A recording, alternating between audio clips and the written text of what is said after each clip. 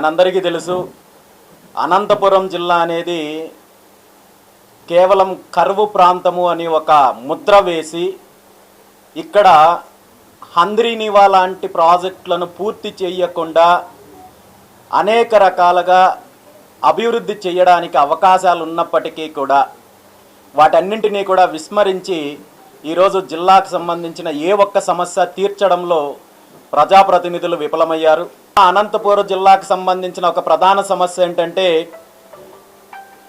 జిల్లాతో పాటు చుట్టుపక్కల ప్రాంతాల్లో అనేక రకాలుగా పేదలకు సేవ చేస్తున్న ఆర్డిటి సంస్థ ఏదైతే ఉందో, ఈ సంస్థ ద్వారా వైద్య సేవలు, విద్యా సేవలతో పాటు గ్రామీణ ప్రాంతాల్లో తాగునీటి సేవలతో పాటు అనేక సేవా కార్యక్రమాలు చేస్తున్న ఆర్డిటి సంస్థ యొక్క లైసెన్స్ను పునరుద్ధరించడంలో ప్రభుత్వము ఇబ్బందులకు గురి చేస్తుంటే, దీనిపైన చర్యలు తీసుకోవాల్సిన ప్రభుత్వము, దీనిపైన చొరవ తీసుకోవాల్సిన స్థానిక ప్రజాప్రతినిధులు పూర్తిగా విస్మరించి కేవలం ప్రకటనలకు మాత్రమే పరిమితమయ్యి సుమారు గత సంవత్సర రోజుల కాలం నుండి పూర్తిగా సేవలు ఇక్కడ ఆగిపోయే పరిస్థితి ఉన్నప్పటికీ కూడా ప్రజాప్రతినిధులు ఆ దిశగా ఏమాత్రం ప్రయత్నం చేయడం లేదు. గతంలో ముఖ్యమంత్రి గారి కుమారుడు నారా లోకేష్ గారు ఈ లైసెన్స్ను పునరుద్ధరించడము నేను బాధ్యత తీసుకుంటాను, నా భుజస్కంధాలపైన వేసుకుంటానని చెప్పి ప్రగల్భాలకు పలికి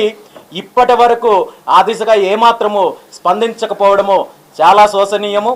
ఇప్పటికైనా ప్రభుత్వము ఈ జిల్లాకు సంబంధించిన ప్రజాప్రతినిధులు స్పందించి వెంటనే ఆర్డిటి సంస్థకు సంబంధించిన టెక్నికల్ ఇష్యూస్ ఏవైతే ఉన్నాయో వాటన్నింటినీ కూడా క్లియర్ చేసి వారి సేవలు కొనసాగించడానికి కృషి చేయాలని చెప్పి, లేదంటే ఆర్డిటి సంస్థకు సంబంధించి భవిష్యత్తులో బీసీవై పార్టీ ఆధ్వర్యంలో పూర్తి స్థాయిలో ఉద్యమం చేయడానికి సిద్ధంగా ఉన్నాము. అనేక సమస్యలు ఉన్నాయి. ఈ సమస్యల గురించి పట్టించుకోకుండా ప్రజాప్రతినిధులు భూదందాలు చేస్తున్నారు, అవినీతి చేస్తున్నారు. వీటిని ప్రశ్నిస్తున్న నాయకులు, బహుజనులు, దళితులు వారి కార్యాలయాలపైన యథేచ్ఛగా దాడులు చేసి భయభ్రాంతులకు గురి చేసి రౌడీయిజము, గూండాయిజం చేసే పరిస్థితి ఉంది.